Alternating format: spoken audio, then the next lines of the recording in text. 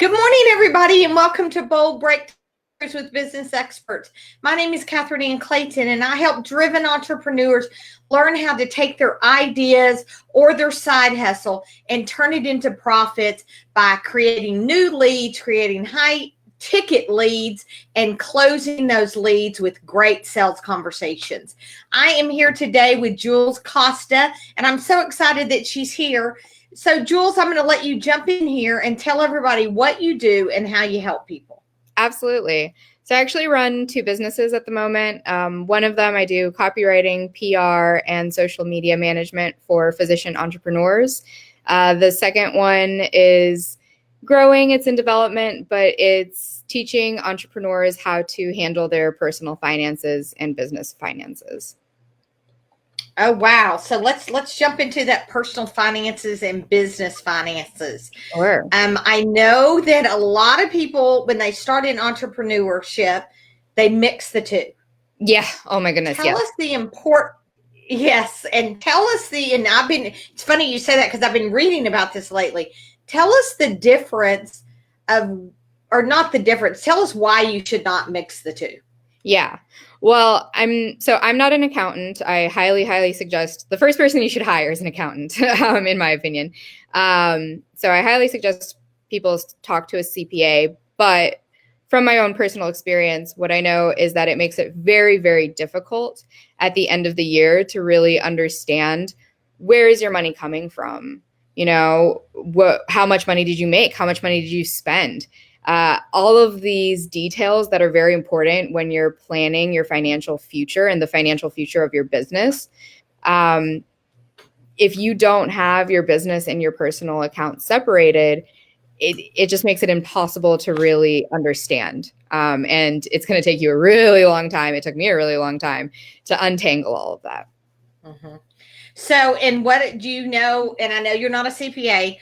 Are there tax implications for mixing them or not mixing them or anything like that? Talk to us about that a little bit. Yeah. So there's no tax implications necessarily unless the IRS comes and audits your stuff. So, that's an implication. The other implication is that if you have an LLC, so a limited liability company, then if you mix your business and personal finances, you actually lose a lot of that legal protection that you would otherwise have by having an LLC. Okay, that sounds, I'm learning this because I as well mixed all my stuff in the beginning and trying to get it untangled and things like that. Now I'm creating a totally separate account. It's just kind of crazy. I'm going to jumpstart it in January, so I'm not so mixed up.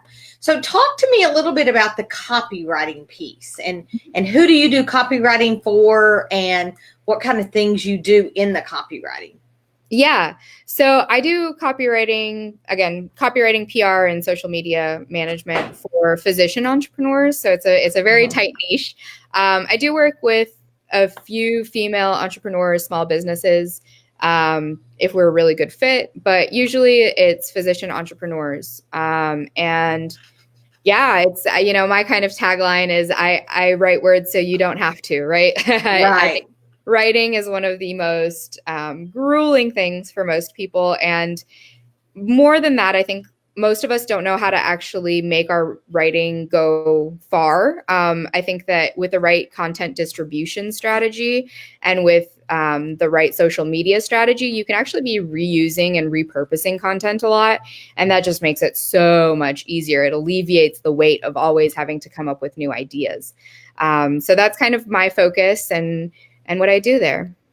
So tell me how you decided on physicians, because I personally believe that you do need to niche down. Sure. I'm teaching all my clients that, and everybody is so afraid to niche down because they're like, I'm going to lose out on somebody. I'm going to lose out on somebody.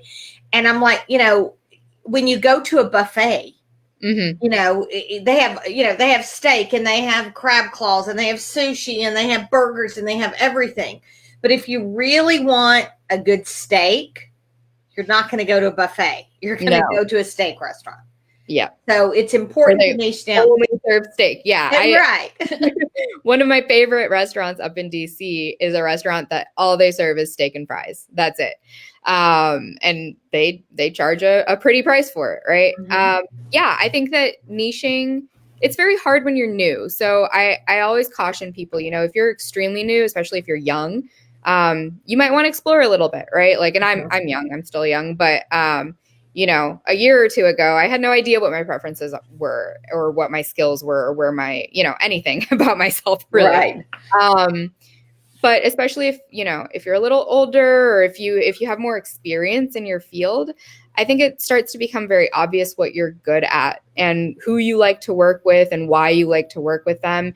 And the great part about niching down is that you get to charge a higher price for it, right? Like, it is those high ticket clients. You have to know the industry inside and out. You have to be able to foresee a lot of their problems, a lot of their objections. Like, you have to be an expert, and you can't really be an expert if you don't niche down. Right. Absolutely. Absolutely. And that's why I think that you've seen all these people that, we're all in entrepreneurship.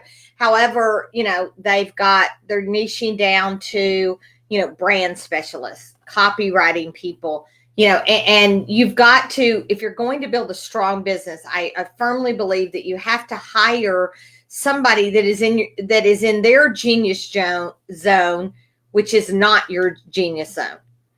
And that's how you create a big empire. And that's how you be bold by saying, okay, I'm not really good at this, or I don't like this, so I'm going to hire somebody to do it.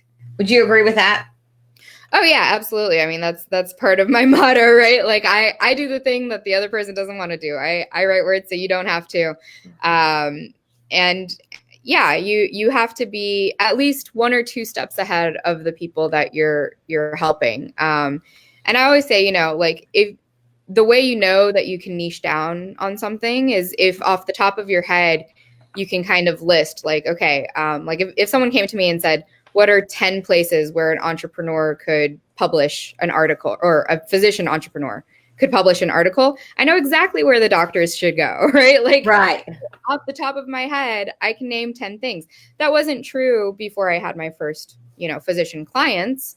And it took me a little bit of exploration to like understand that kind of stuff. But once I became an expert in it, yeah, of course I'm going to niche down and I'm going to claim that expertise. Absolutely. That is so awesome. So awesome. So do you have a freebie that you wanted to give the audience today? I have free office hours from 4 to 5 p.m. So if you want to go to my Instagram, it's Jules on Tap. And anybody can show up and ask me questions about how to start online. You don't have to be a physician at all. But you can ask me questions about content distribution, how to get started online, all these questions about niches. Happy to answer anything related to finances and personal finances or business finances. Awesome. Awesome. So when the video's over, what I want you to do is drop your Instagram link. Follow her on Instagram. You're going to get some great information, even if you're not a physician.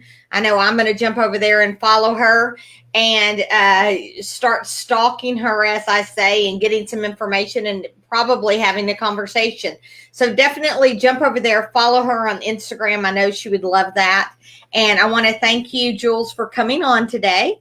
Appreciate you taking the time to help, my audience and your audience, and get people clearer on, finances and niches. So I think it's really important.